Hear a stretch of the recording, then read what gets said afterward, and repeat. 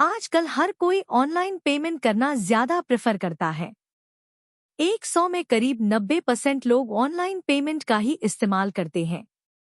ऐसे में आरबीआई ने ऑनलाइन ट्रांजैक्शन को बढ़ावा देने के लिए एक नई पहल की है। आरबीआई ने यूपीआई के जरिए होने वाले इसके नियमों में बदलाव लाने जा रहा है।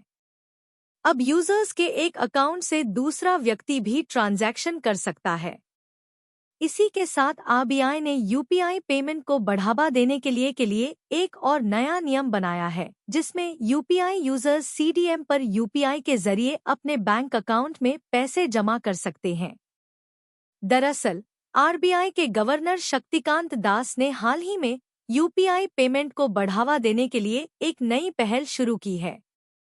उन्होंने ग्राहकों की सुविधा को मद्देनजर रखते हुए कैश पेमेंट को अब यूपीआई के जरिए पैसे जमा करने की अनुमति प्रदान की है। अब तक सभी ग्राहक डेबिट कार्ड के जरिए ही कैश डिपॉजिट मशीन में पैसे जमा करते आए हैं, लेकिन अब उनके लिए यह नई पहल काफी कारगर साबित हो सकेगी। रिपोर्ट्स के अनुसार भारतीय रिजर्व बैंक आरबीआई के गवर्नर शक्तिकांत दास ने हाल ही में चालू वित्त वर्ष की पहली द्विमासिक मौद्रिक नीति समीक्षा में इस बात की महत्वपूर्ण घोषणा की थी। उन्होंने कहा कि अब यूपीआई के जरिए कैश जमा करने की सुविधा भी प्रदान की जाएगी।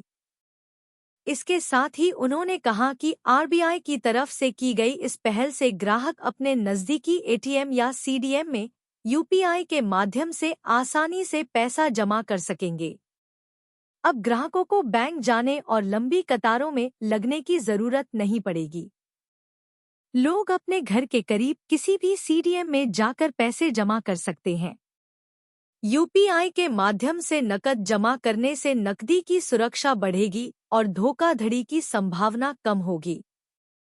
आरबीआई का यह कदम से डिजिटल पेमेंट को और भी आसान और सुरक्षित बनाने की दिशा में एक महत्वपूर्ण कदम है। इससे आम लोगों को बैंकिंग सुविधाएं और भी सुलभ हो जाएंगी।